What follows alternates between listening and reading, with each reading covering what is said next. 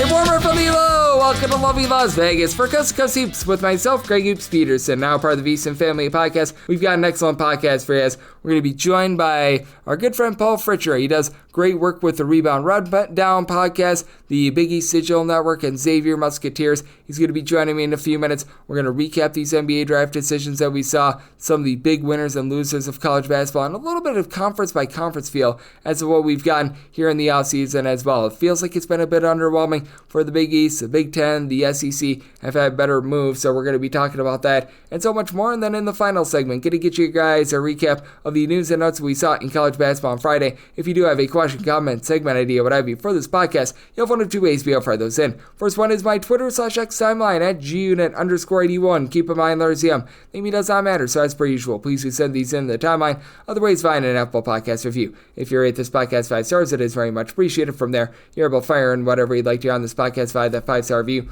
While I did not get in any Twitter/X questions today, everything is powered by EdgeBoost. EdgeBoost is making sure that bettors are able to access their funds 24/7, 365 in leap years, 366 days of the year, because this is not some sort of a device that runs on credit or anything like that. It's just an account to make sure that bettors are able to access their funds whenever they need to. And when you go to edgeboost.bet, utilize that promo code of Greg, G-R-E-G. That'll get you a dollar for dollar match on your first deposit up to $25. Now let's chat with our good friend in Mr. Paul Fristchner, who does such an incredible job all 12 months of the year. Taking a look at this great game of college basketball. You're able to follow him on Twitter/X at his first and last name, Paul Fristchner. That last name is spelled Fritschner.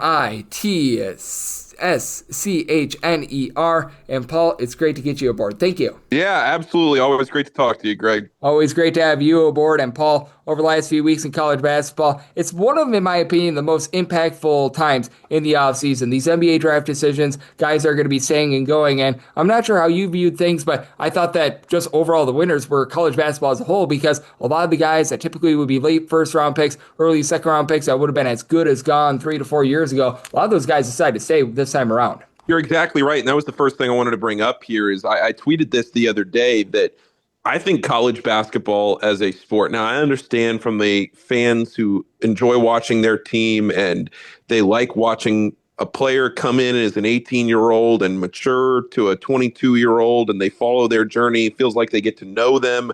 They attach big moments to their careers. All of those things are what make college basketball special. But if you just look from a pure talent perspective and you look at how the games are played night in and night out and where the sport is as a whole right now, I think it's quite honestly, it's probably never been better, because right now players are incentivized to come back from the NBA or to maybe not go professionally to Europe because they're going to make more money in college than they might ever earn in their life. I mean, this might be their highest earning years of their lives are the next couple years in college if they stay as juniors and seniors, as opposed to foregoing those years and going to play professionally. So I think it's really good for the sport that these players are coming back to college. The difference is trying to understand what it means from a year-to-year basis, trying to get some of these guys to stay for more than 1 year, the unlimited free agency and all of that. I think it's important to eventually get your arms around that. But at the same time, I think just from a talent standpoint and from, the perspective of looking at it night in and night out, game to game, I think it's great. Yep, I'm right there with you. I think that it's been amazing that we've been able to have these guys stick around, stick in school. And what else I like is that the defending champs were able to have themselves a really nice cycle as well, with Florida getting back their entire front court, Alex Condon, along with Ruben Chenielu. And then additionally, they were the beneficiaries of Arkansas losing out on Boogie Fland as well. He enters into the backcourt, and I think for Florida, I can't place them as like my number one team coming into the season, but certainly they're going to be a force. And I always think that college basketball is so great when you have that defending champion being a force. Yeah, if you want to say that there's a question mark at Florida, it's definitely in their backcourt.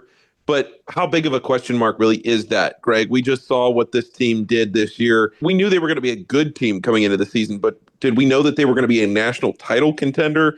I don't know if anybody outside of Gainesville really expected that. So to be able to see what Florida did this year and turn that team into a national champion, and then to get Alex Condon back and to get that front court that they acquired, like you said, and to then pair it, hopefully, with the development of some guards down there at Florida, I think that will be great for the Gators. I think they're right back in the mix. Yep, I'm right there with you, and I think that the entire SEC had themselves a nice last, shall we say, few weeks. As joining me on the show, we do have Paul Fristchner, who does great work with his work over at the Xavier Musketeers. He does a great job on the podcast front and the Big East Digital Network as well, joining me right here on Coast to Coast Hoops. And speaking of the SEC, I thought that this one was one of the most impactful moves with regards to where the team would have been without him, as Todd Pettiford going back to Auburn is massive, because if they didn't get back to Todd Pettiford, I was going to have some question marks with Auburn. Still was going to be a solid team, but how do you take a look at this Auburn bunch? One that I think we both agree probably not going to be a top 3 team like we saw this past season, but one that I think they're much more fortified in the backcourt, being able to get a guy like Pettiford back. Well, to have Todd Pettiford back, that right there, Greg, it speaks to exactly what I was talking about when I started the show, where I was mentioning how good it is to have these players back at these teams, because Todd Pettiford is somebody that a few years ago, it wouldn't have even been a question, right? I mean, he would have been gone. There was no doubt about it. But now to have a guy like him come back. In fact, I think Pettiford returning was what really spawned me to tweet that a couple of weeks ago. And it's not rocket science, but to have Pettiford back, to pair him with some transfers, to get Kevin Overton in there, Keyshawn Hall, Keyshawn Murphy are going to be at Auburn this year. But to get those guys in alongside Todd Pettiford, maybe they're not going to be the top of the SEC, but I think the Auburn's going to be, under Bruce Pearl, great coach. I think they're going to be right back in the mix. Yep, I do think so as well. I think that they're going to be right there in the SEC, but out there in the SEC as well, there's Alabama with LeBaron Filan coming back to school as well, which I thought that one was just wild, because it looked like he was as good as gone. He pretty much announced that he was as good as gone, and I think when you were talking about the power of NIL and the earning potential of these guys, exactly what you're talking about is the Alabama situation with them being able to have so much talent back from a season ago. Yeah, LeBaron Filan coming back, returning from the draft. Latrell Wrightsell, he's coming off a red shirt. Aiden Holloway there as well. I just think, you get back 3 double-digit scores, well, 2 from this past season's team, and then Latrell Wrightsell mix it in there. He was averaging 11.5 before he got hurt. So you look at where Alabama is and the style of play that they like to play, which is already one of the most fun styles in all of college basketball.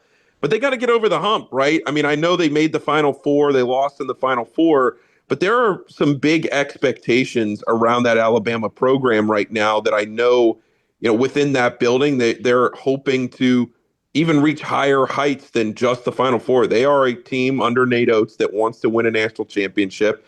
And within the SEC, that is probably more than half of those teams' goals. I don't think that's crazy to say, that now in the current climate of the SEC, when you really look at all of these teams, they're not all going to be national title contenders, but I think it's realistic to say that there's more than a handful of teams within the SEC that will have budgets that could at least put them inside the Final Four national championship conversation. And Alabama, of course, is right there among those. LeBaron Filan coming back is massive for them and their prospects next year.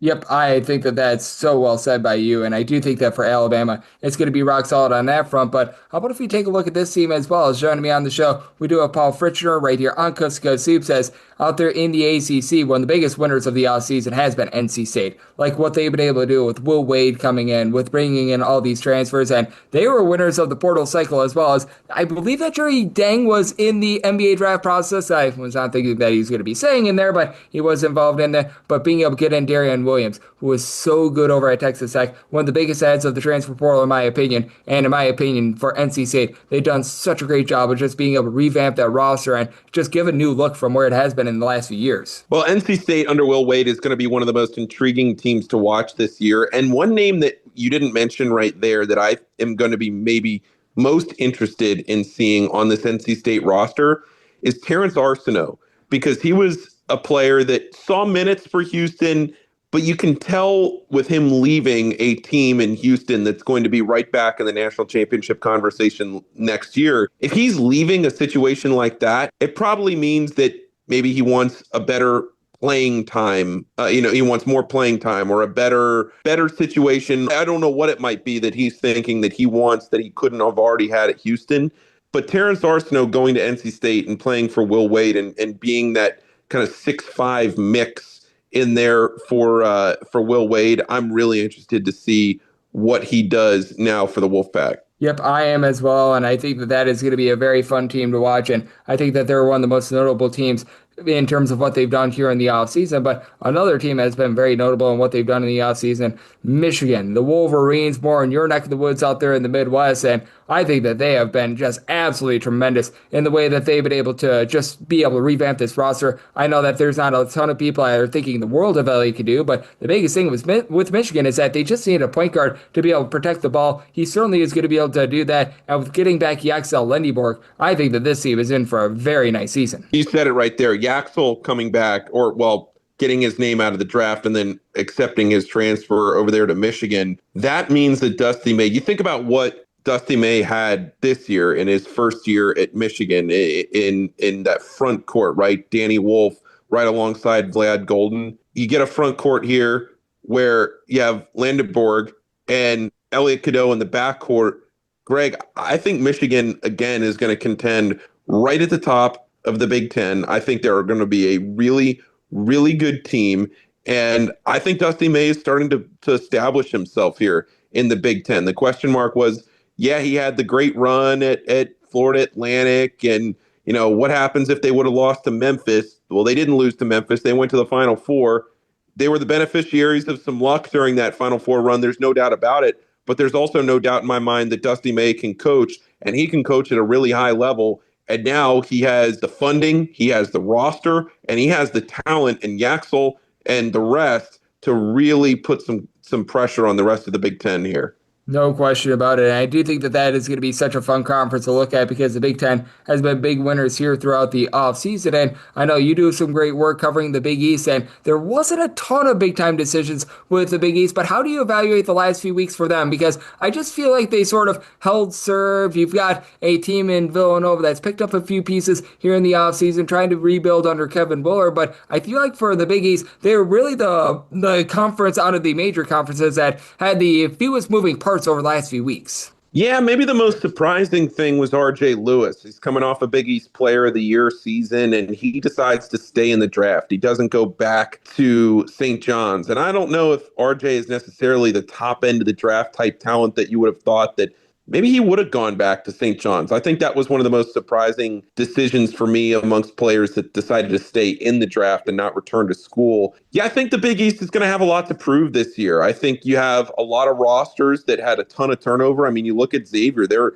returning 0% of their scoring next season. 0%, not a single returning point next season for Xavier among their scholarship players. So that is huge from a coaching, from players, from everything. And you look across the board, you mentioned Villanova, Kevin Willard going in there, having to build out of the portal, bringing in a few guys from Maryland with him. But I don't know if Villanova did as much as maybe I was expecting them to do. We know Marquette doesn't ever utilize the portal. Creighton, UConn, St. John's, they'll be good like they always are. But what's the rest of the conference look like? What does the bottom of the conference look like even? Can Seton Hall and DePaul hold their weight at the bottom and not really fall off a cliff? You know, those are all things that you're going to have to look at with the Big East this year. And I'm so glad that you mentioned Seton Hall as well, because I've been looking at their transfer portal class, and I think that you'd agree with me. The biggest thing for Seton Hall last year is that they just had really no backcourt. They really had no three-point shooting, and I know that they've added a few guys, but it feels like they haven't really addressed what was really ailing them last season. They just haven't brought in that good three-point shooter that I think can really help reverse their fortunes from a year ago. No, to be quite frank with you, Greg, I think Seton Hall is going to struggle mightily this year. I just don't see it on this roster.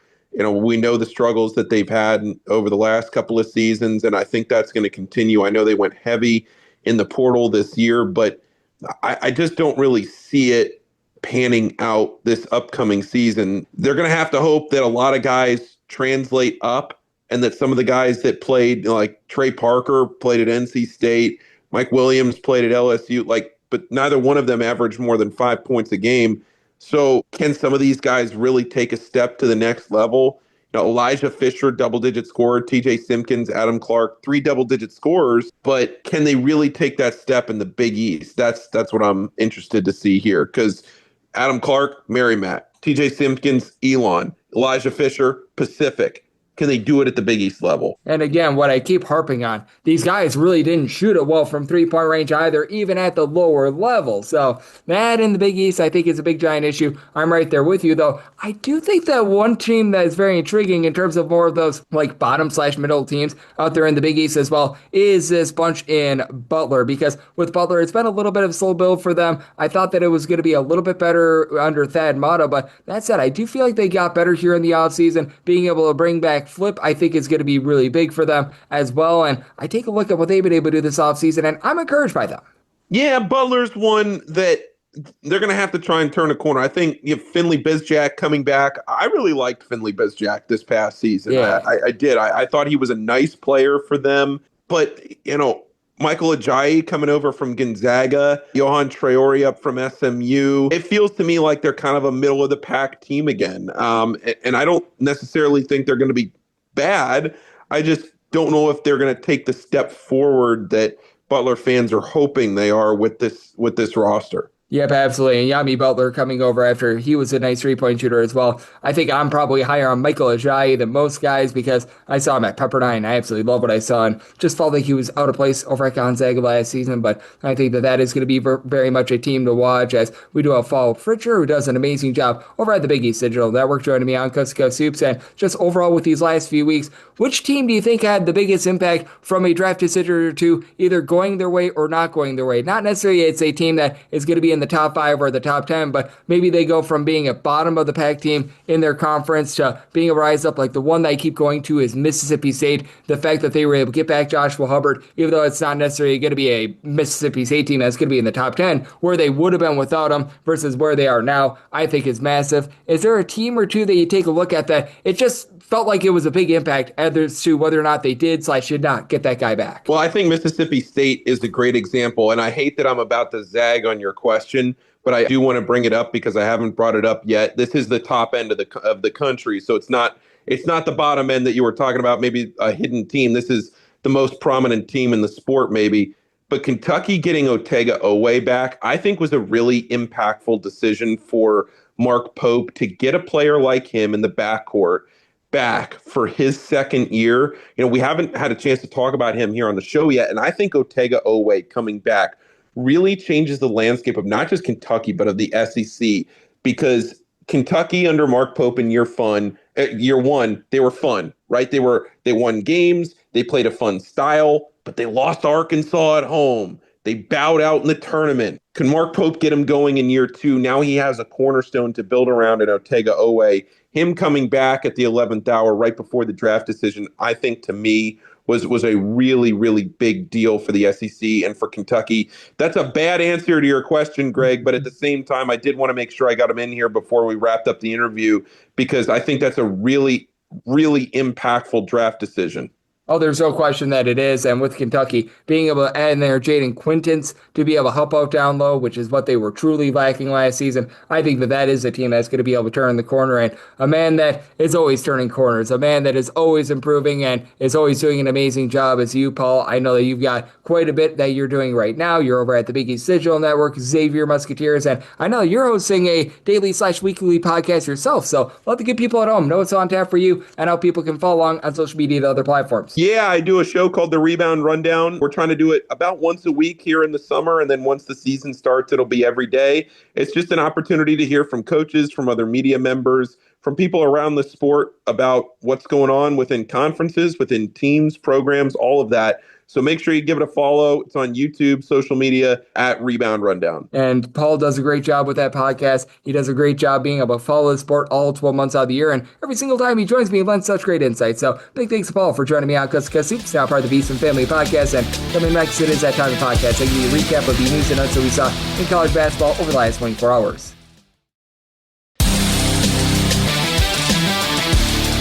And we're back here in lovely Las Vegas for Coast to Coast Hoops with myself, Greg Hoops Peterson, now part of the VSiN Family Podcast. Always great to be joined by Paul Fristchner. He does such a tremendous job with the Rebound Rundown Podcast. We finally got that name correct. Along with that, he's doing a great job just taking a look at this wonderful game of college basketball out there in the Midwest. Xavier, along with the Big East Digital Network, he covers it all, and every single time he joins me, he lends such great insight. So a big thanks to Paul for joining me in the last segment. Now it is that time of the podcast. I give you a recap recap of the news and notes we saw in college basketball over the last 24 hours. Nice day for the NEC, as for Chicago State, it's not necessarily the world's biggest ad, but they need a little bit of size, and Tank Byard is going to be heading on over to Chicago State. Last season, he was over at Rider. He was giving them just under 4 points per contest, able to throw in their 2.5 rebounds per game. Wasn't anyone like overly rambunctious or anything like that, but for a program like Chicago State, boy, oh boy, do they need anything whatsoever that they can get to be able to build themselves up. He was not a guy that was really popping up from three or anything like that, but does have some good athleticism. Actually began his career at Alcorn State, and when he was at Alcorn State, he averaged 7.5 points, 4.5 rebounds over there. So that's good. And for Long Island, this is a very impactful ad for them, as they actually have a guy that's going to be returning in Jamal Fuller, their number 2 scorer from the season ago. Now, they do lose out on Malachi Davis from a year ago, but bringing back Fuller, guy that was able to stuff the stat sheet, shot 36.5% from 3,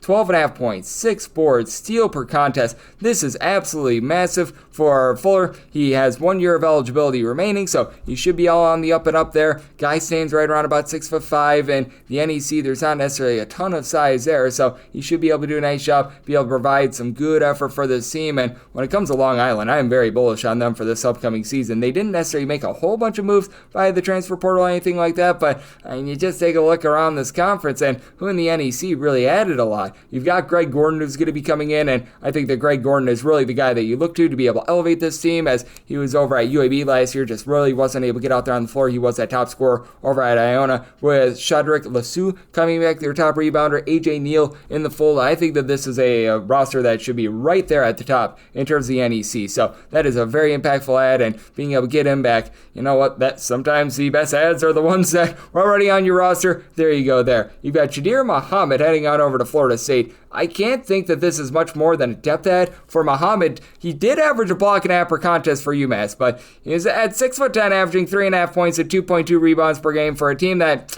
I mean, if I'm calling it what it is, they weren't very good last year. Now, we have seen Florida State in the past be able to do wonders with some of these raw guys that just have a lot of size and everything like that. But, I mean, this isn't the same Florida State team. This is no longer Leonard Hamilton out there in the fold. So, I mean, this is going to be a case where for Florida State, you have to be very curious as to what you're going to be getting season number 1 out of them, because they do bring in Chauncey Wiggins. He was within the conference over at Clemson, rock solid player. Robert McRae was a good scorer over at Jacksonville. You're bringing in Lajay Jones, who was over at St. Bonaventure, but I'm really not seeing it right now, because this is one of the biggest ads that they've got down low. They've got an okay freshman class, but I think year number 1 could be a little bit of a struggle for Florida State, especially if they're relying upon Muhammad being able to give you big time minutes. But I do think that this is going to be pretty big time, as you've got George Kimball heading on over to Vanderbilt. I absolutely love this ad. For George Kimball, is he going to be a starter that's going to be giving you like 20 points per game for Vanderbilt? No, he's going to be redshirting next year, but 18 points, 3 assists per contest. He was averaging 2.6 steals per game.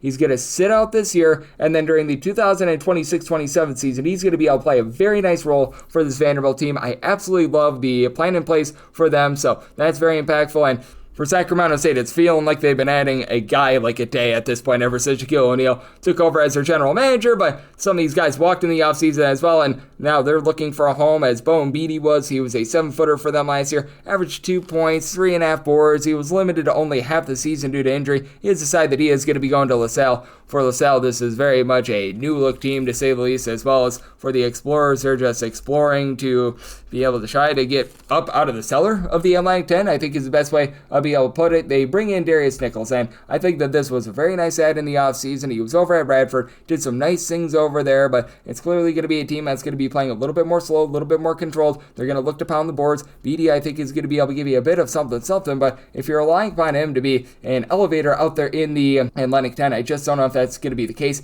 He's a little bit raw. Again, he's going to be able to do a nice job on the defensive side of things. What is he going to be able to give you in terms of offense? And for this LaSalle team, they do bring in quite a few of those Radford guys. You've got the Harrises and Truth and Josiah Harris who are coming over along with the coaching regime. You've also got Marcus Randolph, a nice double-figure scorer over at St. Peter's. He's going to be in the fold. It's very clear that this team is looking to go defense.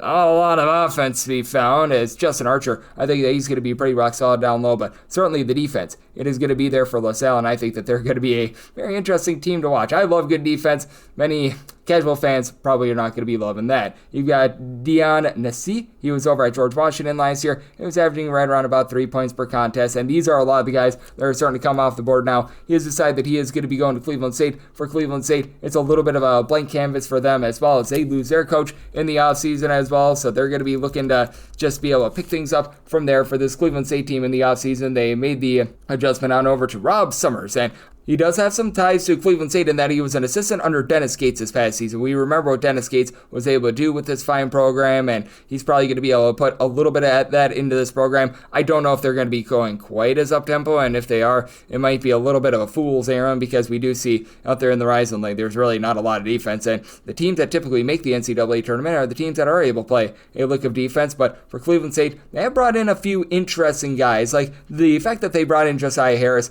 I think is very big for them. He was over at Radford. He was a nice rock solid scorer for them, and I do think that he's going to be able to elevate them. Foster Wonders is going to be coming over from UW Green Bay, but right now they just need to add depth in general, so this is a depth piece for them. This is going to be helping them out, but I still don't know what this team is going to be really moving forward, and this is a big time add as you've got Rodney Johnson. He last season was over at Tennessee Tech. He looked like he was going to be going to Toledo, decided not to go to Toledo. 13 points, 5.5 boards, mid-30s three-point shooter. He's heading on over to Central Michigan. Very good ad for Central Michigan because for Central Michigan last few seasons, they've had a nice point guard in Anthony Pritchard being able to run the show. With Pritchard now out of the fold, they're going to need to turn over a little bit of a new leaf in the backcourt. They need to add a bit more three-point shooting, and just really didn't have a lot until the last few weeks. Fat Brooks is coming over from Michigan. He was a little bit of a highly touted recruit, but I mean, he's a very raw player because he saw no playing time whatsoever last year. Keenan Gardner was okay over at IU Indy, but it's not like he was like the Mona Lisa Vito scoring or anything like that. Being able to bring in a guy like a Rodney Johnson, I think is big. They are going to be bringing back a few pieces from last season's team as well, so that helps out a tad, but this was very much necessary, and I do think that that's going to be nice for them. And then I like this for UTSA, meet for the Roadrunners. They did lose out on a transfer or two. They've had a few just moving parts in general over the last few days, and with the decommitment of one of the big men from a few days ago, they've been able to add a little bit more of something to their true identity through backcourt as they bring in Jameer Simpson. He last season was over at Southern Utah. At Southern Utah, he was able to add in there about 4.5 boards per contest, 16 points per game. A former D2 guy over at UW Parkside, which, by the way, that is the lone Division II university out there in the great state of Wisconsin. I would know. I was part of the UW system for 4 years, but for Simpson, guy that shoots about 34% from three-point range. Does he need to work on the defense a little bit? Yeah, he does. Southern Utah, they left something to be desired on the defensive side of things, but this UTSA team did as well. But I mean, him being able to come in, he should be able to give them some scoring, should be able to help them out in terms of the sizing as well. He's about 6'5", so with UTSA, I think that they're going to be a very curious team out there in the American Conference because I actually really do like Austin Clonch as a coach. With Austin Clonch, his defenses really do a nice job of being able to bear down, which is why I do have a little bit of question mark with what you're going to be able to get out of Simpson because this team does look to generate turnovers, but Fashawn Alouette, with being at TCU last season, he should be a good ad, and then you've got another nice go-to scorer in Bryce Johnson as well, and that'll wrap things up for the Saturday edition of Coast to Coast Hoops, now part of the VSiN Family Podcast. A big thanks to Paul Fristchner. He does such great work with the Rebound Rundown, the Big East Digital Network, and so much more. You join me in the last segment. If you do like what you're hearing from this fine podcast, Coast to Coast Hoops, you're able to subscribe wherever you get podcasts, Apple Podcasts, Google Play, Spotify, Stitcher, and TuneIn. If you have a question, comment, segment idea, what have you for this podcast, you do have one of two ways to be able to fire those in. First one is my Twitter/X timeline at gunit_81. Keep in mind, Larry ZM maybe does not matter, so per usual, please do send these into the timeline, and the other way is find an Apple Podcast review. If you rate this podcast 5 stars, it is very much appreciated. And then from there, you're able to fire in whatever you'd like to hear on this podcast by that 5-star review. And I'm coming at you guys every single day on this podcast, regular season and off season. So I'll be back with you once again tomorrow. Thank you.